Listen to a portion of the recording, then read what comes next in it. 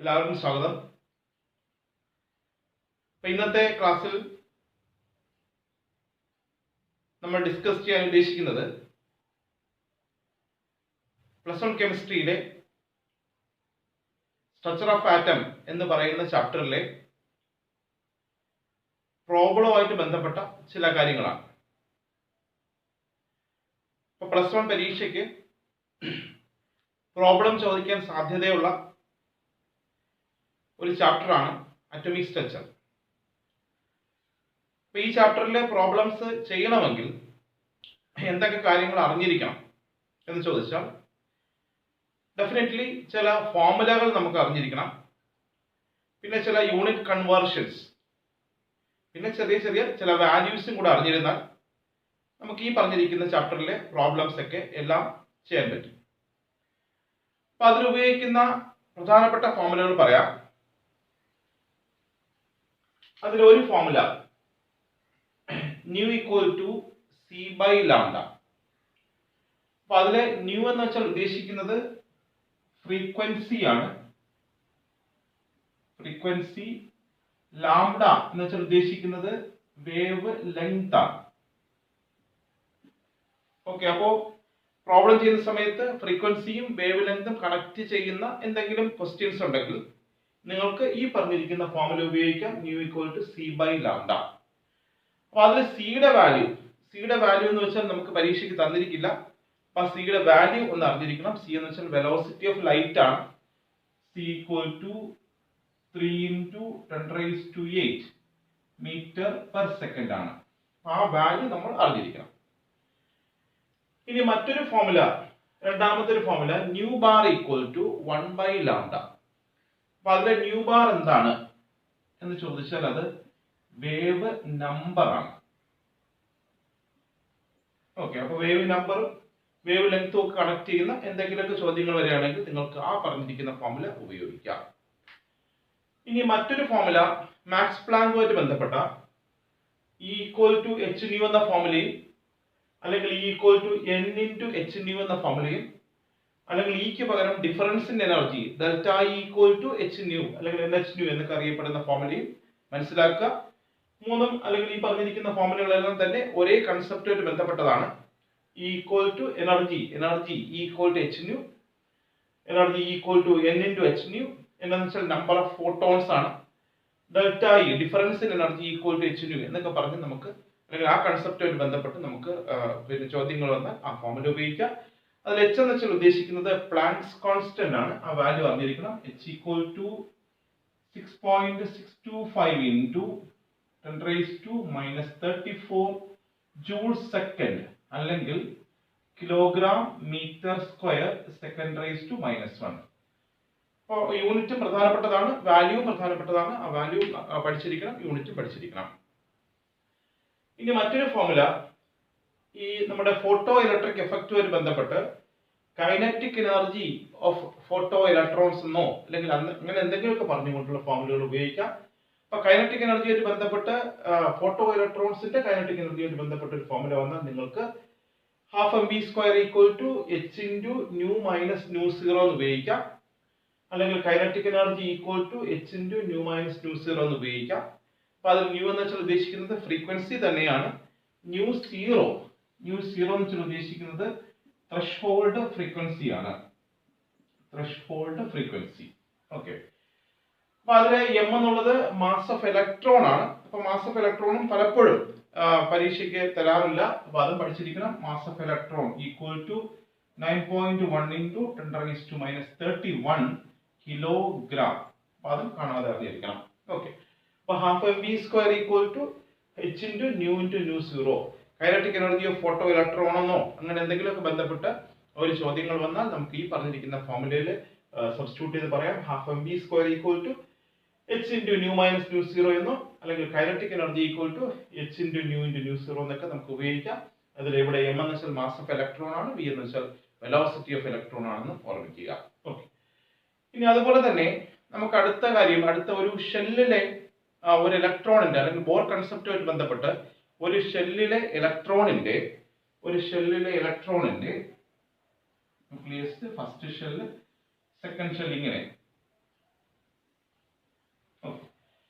ഒരു ഷെല്ലിലെ ഇലക്ട്രോണിന്റെ എനർജിയുമായിട്ട് ബന്ധപ്പെട്ട എന്തെങ്കിലും ചോദ്യങ്ങൾ ഉണ്ടെങ്കിൽ, ഒരു ഷെല്ലിൽ ഇരിക്കുന്ന ഇലക്ട്രോണിന്റെ എനർജിയുമായിട്ട് ബന്ധപ്പെട്ട എന്തെങ്കിലും ചോദ്യങ്ങൾ ഉണ്ടെങ്കിൽ En equal to minus 2.18 into 10 raised to minus 18 z square divided by n square എന്ന ഫോർമുല ഉപയോഗിക്കാം.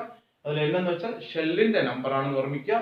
സോ ഫസ്റ്റ് ഷെല്ലിലെ അല്ലെങ്കിൽ ഫസ്റ്റ് ഓർബിറ്റ് എന്ന് ക്വസ്റ്റ്യനിൽ പറഞ്ഞിരുന്നാൽ ഈ 1 ആണ് ഉദ്ദേശിക്കുന്നത് എങ്കിൽ minus 2.18 into 10 raised to minus 18 z square divided by 1 square ആണ് ഫസ്റ്റ് ഓർബിറ്റ് ആണെങ്കിൽ. സെക്കൻഡ് ഓർബിറ്റ് അല്ലെങ്കിൽ സെക്കൻഡ് ഷെൽ എന്ന് ക്വസ്റ്റ്യനിൽ പറഞ്ഞിട്ടുണ്ടെങ്കിൽ അത് E2 ആണ്. E2 ആകുമ്പോഴത്തേക്ക് ഇവിടെ 2 സ്ക്വയർ വരും. ആ ഒരു വ്യത്യാസമുള്ളൂ. അപ്പോൾ ക്വസ്റ്റ്യനിൽ n വാല്യൂ ഉണ്ടായിരിക്കും. ഫസ്റ്റ് ഓർബിറ്റ് എന്നും സെക്കൻഡ് ഓർബിറ്റ് എന്നൊക്കെ പറഞ്ഞിരുന്നാൽ അതനുസരിച്ച് E1 ആണോ E2 എന്ന രീതിയിൽ നിങ്ങൾ സബ്സ്റ്റിറ്റ്യൂട്ട് ചെയ്യുക. ഇനി അടുത്ത Z എന്ന് വെച്ചാൽ ഉദ്ദേശിക്കുന്നത് അറ്റോമിക് നമ്പർ ആണ്. Atomic number Z, atomic number. അപ്പൊ ഇസഡിനെ പറ്റി ഡയറക്റ്റ് ആയിട്ട് വാല്യൂസ് പറയില്ല, ഇസഡിന്റെ സൂചനകൾ മാത്രമേ കാണുള്ളൂ. ഇപ്പൊ ഹൈഡ്രജൻ എന്ന് ക്വസ്റ്റ്യൻ പറഞ്ഞിരുന്നാൽ ഡെഫിനറ്റ്ലി ഇസഡിന് പകരം 1 സബ്സ്റ്റിറ്റ്യൂട്ട് ചെയ്യുക. ഇനി ഹീലിയം എന്നോ ഇപ്പൊ He എന്നോ He പ്ലസ് എന്നോ He2+ എന്നോ എന്നൊക്കെ പറഞ്ഞാൽ ഉദ്ദേശിക്കുന്നത് അറ്റോമിക് നമ്പർ. He പ്ലസ് എന്ന് പറഞ്ഞാൽ അറ്റോമിക് നമ്പറിൽ വ്യത്യാസം വരുന്നില്ല, അറ്റോമിക് നമ്പർ ആണ് ഇസഡ് എന്ന് ഉദ്ദേശിക്കുന്നത്. അപ്പൊ അതുകൊണ്ട് തന്നെ He എന്നോ ഹീലിയം എന്നോ He+ എന്നൊക്കെ ക്വസ്റ്റ്യൻ ഉണ്ടെങ്കിൽ ഇസഡിന് പകരം 2 എന്ന് സബ്സ്റ്റിറ്റ്യൂട്ട് ചെയ്യുക. ഇനി ലിത്തിയമാണ്, ലിത്തിയത്തിന്റെ കാര്യം പറഞ്ഞിട്ടുണ്ട്. ലിത്തിയം എന്നോ Li+ എന്നോ Li2+ എന്നൊക്കെ പറഞ്ഞിരുന്നാലൊക്കെ തന്നെ ഇസഡിന് പകരം 3 ആണെന്ന് ഓർമ്മ വേണം. ഓക്കെ, അപ്പോൾ ഇലക്ട്രോണിന്റെ എണ്ണം അല്ല ഇസഡ് ഉദ്ദേശിക്കുന്നത്, അത് അറ്റോമിക് നമ്പർ ആണ്. അപ്പോൾ ഒരു ആറ്റത്തിന്റെ പേരുണ്ടെങ്കിൽ ഹൈഡ്രജൻ എന്ന് ക്വസ്റ്റ്യനിൽ പറഞ്ഞിരുന്നാൽ അത് ഇസഡിന് പകരം 1 ആണ്. ഹീലിയത്തിന്റെ കാര്യം He+ എന്നോ He2+ എന്നോ അല്ലെങ്കിൽ He എന്ന് മാത്രമേ ഉണ്ടെങ്കിൽ ഇസഡിന് പകരം 2 ആണ്. പിന്നെ ലിത്തിയത്തിന്റെ കേസ് ഒക്കെ പറഞ്ഞിരുന്നാൽ ഇസഡിന്റെ പകരം 3 ആണ്. ബെറിലിയം ആണെങ്കിൽ 4 ആണ്. അങ്ങനെ മനസ്സിലാക്കുക. ഓക്കെ, ഇനി അവിടുത്തെ യൂണിറ്റിന്റെ കാര്യം പറയുമ്പോൾ യൂണിറ്റ് ജൂളിലാണ് ഈ കിട്ടുന്ന എനർജി. ജൂളിലെ എനർജി കിട്ടത്തക്ക രീതിയിലാണ് ഈ ഫോർമുല സെറ്റ് ചെയ്തിരിക്കുന്നത്. അപ്പൊ യൂണിറ്റും കൂടെ നോക്കിയിരിക്കുക. ജൂളിലുള്ള വാല്യൂ ആണ് ഇവിടെ പറഞ്ഞിരിക്കുന്നത്. ഇനി അതുപോലെ തന്നെ റേഡിയസ് കണ്ടുപിടിക്കാൻ, radius of first orbit R1 കണ്ടുപിടിക്കാൻ വേണ്ടി ഉപയോഗിക്കുന്ന formula 0.0529 n² divided by z. അപ്പൊ അവിടെ ഇതുപോലെ തന്നെ n എന്ന് വെച്ചാൽ ഷെല്ലിന്റെ നമ്പർ ആണ്, z എന്ന് വെച്ചാൽ അറ്റോമിക് നമ്പർ ആണ്. അവിടെ R ന്റെ വാല്യൂ നാനോമീറ്ററിലാണ് ഇവിടെ കിട്ടുന്നത്. അതനുസരിച്ചാണ് ഈ ഫോർമുല സെറ്റ് ചെയ്തിരിക്കുന്നത്. ഓക്കെ, അപ്പൊ യൂണിറ്റിനും കൂടെ അവിടെ പ്രാധാന്യമുണ്ട്. റേഡിയസ് ഓഫ് ഓർബിറ്റ് കണ്ടുപിടിക്കാൻ ഈ ഫോർമുല ഉപയോഗിക്കാം. Energy of electron in orbit കണ്ടുപിടിക്കാൻ ഈ പറഞ്ഞിരിക്കുന്ന ഫോർമുല ഉപയോഗിക്കാം. z അറ്റോമിക് നമ്പർ ആണ്, n എന്ന് വെച്ചാൽ ഏത് ഷെല്ലാണ്, ഷെല്ലിന്റെ നമ്പർ ആണെന്ന് നിങ്ങൾക്ക് മനസ്സിലാക്കിയെടുക്കുക. ഇനി അതുപോലെ തന്നെ മറ്റു ചില ചോദ്യങ്ങൾ, അതായത് രണ്ട് എനർജി സ്റ്റേറ്റിനിടയിലുള്ള എനർജി ഡിഫറൻസ് കണ്ടുപിടിക്കാൻ പറഞ്ഞാൽ delta E equal to 2.18 into 10 raised to minus 18 1/n² minus 1/n² എന്ന ഫോർമുല ഉപയോഗിക്കുക. അതിലേക്ക് ശരിക്കും പറഞ്ഞാൽ ഈ പറഞ്ഞിരിക്കുന്ന ഫോർമുലയെ ഒന്ന് റീഅറേഞ്ച് ചെയ്ത് കൊണ്ടുവന്ന് തന്നെയാണ് ഈ ഫോർമുലയിൽ 1/n² minus 1/n². അപ്പൊ അതിൽ n1 n2 എന്താണെന്ന് കൃത്യമായി അറിഞ്ഞിരിക്കണം. അപ്പൊ n1 എന്ന് വെച്ചാൽ ഉദ്ദേശിക്കുന്നത് അത് സ്റ്റാർട്ടിംഗ് ലെവലാണ്, n2 എന്ന് വെച്ചാൽ എൻഡ് ലെവലാണ് എന്ന് വെച്ചാൽ ഉദ്ദേശിക്കുന്നത്. ഇപ്പൊ നോക്കാം, ഇപ്പോൾ ഒരു ക്വസ്റ്റ്യനിൽ ഇങ്ങനെ സെക്കൻഡ് ലെവലിൽ നിന്ന് second level two fourth level 1 2 3 4.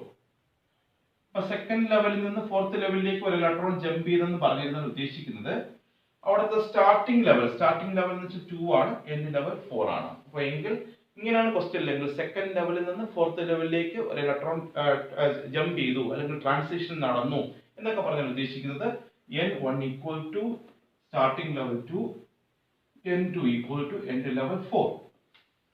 Okay, ഇനി വേറൊരു ക്വസ്റ്റ്യൻ, സെക്കൻഡ് ലെവലിൽ നിന്ന് ഫിഫ്ത്ത് ലെവലിലേക്ക് പോയി എങ്കിൽ ഉദ്ദേശിക്കുന്നത് n1 equal to 2, n2 equal to fifth level. അപ്പൊ അതാണ് പറഞ്ഞത്, n1 എന്ന് വെച്ചാൽ ഉദ്ദേശിക്കുന്നത് സ്റ്റാർട്ട് ചെയ്യുന്ന ലെവലാണ്, n2 എന്ന് വെച്ചാൽ ഉദ്ദേശിക്കുന്നത് എൻഡ് ചെയ്യുന്ന ലെവലാണ്.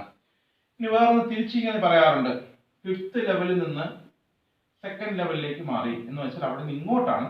അപ്പൊ അവിടെ സ്റ്റാർട്ട് ചെയ്തിരിക്കുന്നത് n1 ഈക്വൽ ടു 5 ആണ്. അപ്പൊ അങ്ങനെ മനസ്സിലാക്കണം. അപ്പോൾ അഞ്ചാമത്തെ എനർജി ലെവലിൽ നിന്ന് രണ്ടാമത്തേലേക്ക് വന്നു എന്ന് പറഞ്ഞാൽ ഉദ്ദേശിക്കുന്നത് സ്റ്റാർട്ട് ചെയ്യുന്നത് അഞ്ചാമത്തേലാണ്. അപ്പൊ n1ന്റെ വാല്യൂ 5 എന്ന് കൊടുക്കുക, n2ന് പകരം 2 എന്ന് കൊടുക്കുക. അഞ്ചാമത്തിൽ നിന്ന് മൂന്നാമത്തേലേക്ക് വന്നു എന്ന് വെച്ചാൽ ഉദ്ദേശിക്കുന്നത് n1ന് പകരം 5, n2ന് പകരം 3. ഇനി മൂന്നാമത്തിൽ നിന്ന് 5ലേക്ക് പോയി എന്ന് വെച്ചാൽ ഉദ്ദേശിക്കുന്നത് n1ന് പകരം 3, n2ന്റെ ലെവല് 5 ആണ്. അപ്പോൾ ആ രീതിയിൽ ക്വസ്റ്റ്യനിൽ മനസ്സിലാക്കി എടുക്കണം. ഓക്കെ. അപ്പോൾ ഇനിയുള്ള ഫോർമുലകൾ അത് ഹൈസൻബർഗിന്റെ അൺസർട്ടനിറ്റി പ്രിൻസിപ്പിളുമായിട്ട് ബന്ധപ്പെട്ടാണ്.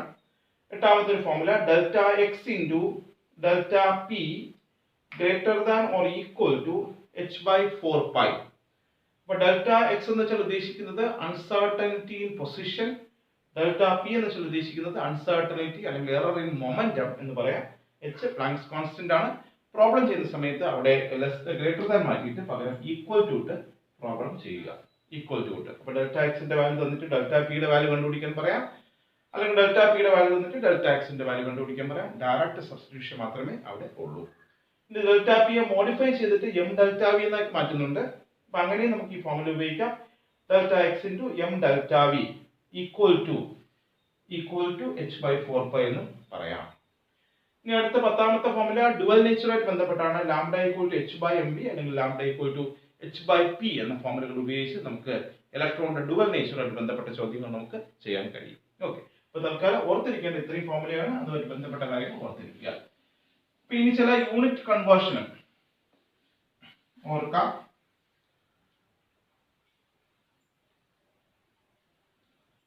യൂണിറ്റ് കൺവേർഷൻ ഇപ്പോ 1 angstrom equal to 1 into 10 raised to minus 10 meter.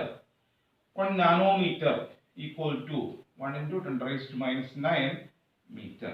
ഇതുപോലുള്ള കൺവേർഷൻസ് കൂടെ ഓർമ്മിച്ചിരുന്നാൽ ആൾമോസ്റ്റ് ഈ ചാപ്റ്ററിൽ ബന്ധപ്പെട്ട എല്ലാ പ്രോബ്ലവും നിങ്ങൾക്ക് ചെയ്യാൻ കഴിയും. ഓക്കെ. അപ്പൊ ഇതിന്റെ ഒരു ക്വസ്റ്റ്യൻ എഴുതാം.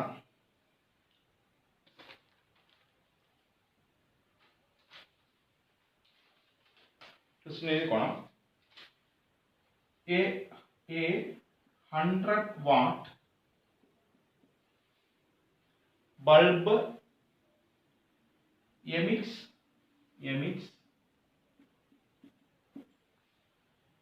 monochromatic light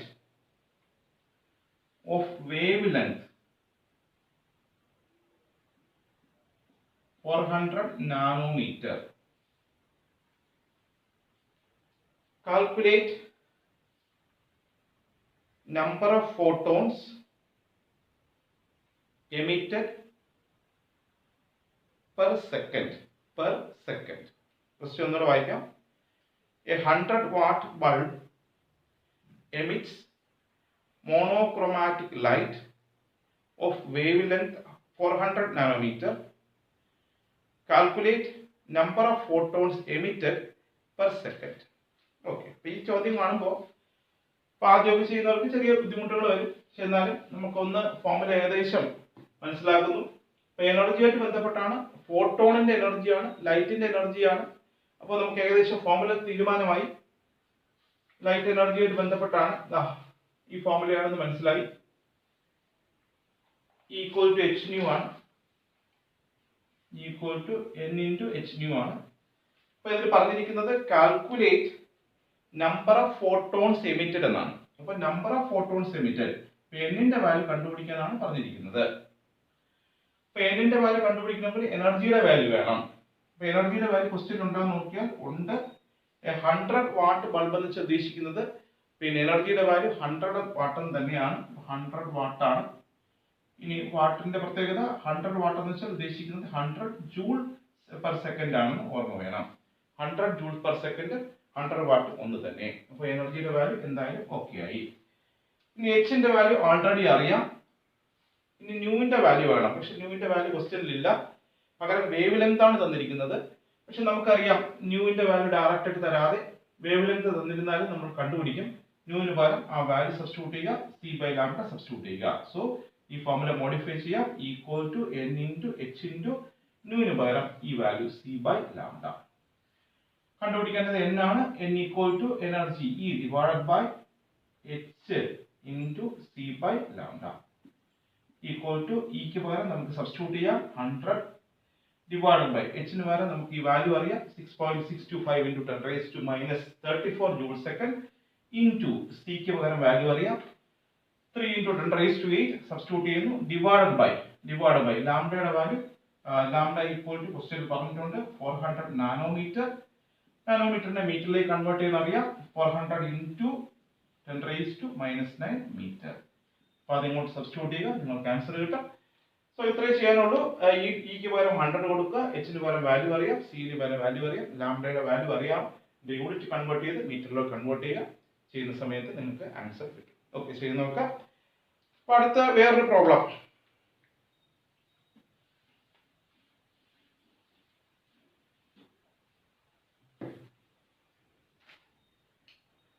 എഴുതിക്കോളൂ. What are the frequency and wavelength of a photon emitted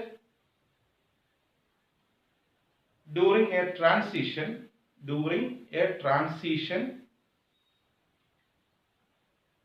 from n equal to 5 state to n equal to 2 state in hydrogen atom.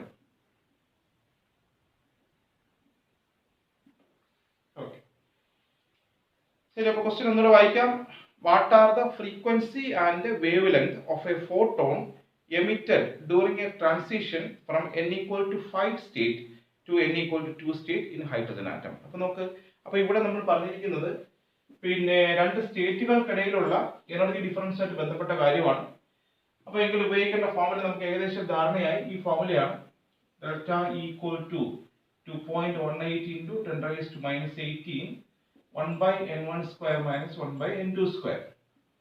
Okay, അപ്പൊ ഇതിന്റെ പ്രത്യേകത n1ന്റെ വാല്യൂ നമുക്ക് ശരിക്കും പറഞ്ഞാൽ കണ്ടുപിടിക്കേണ്ടത് എനർജി ഡിഫറൻസ് അല്ല പറഞ്ഞിരിക്കുന്നത്, ഫ്രീക്വൻസിയും വേവ് ലെങ്തും ആണ്.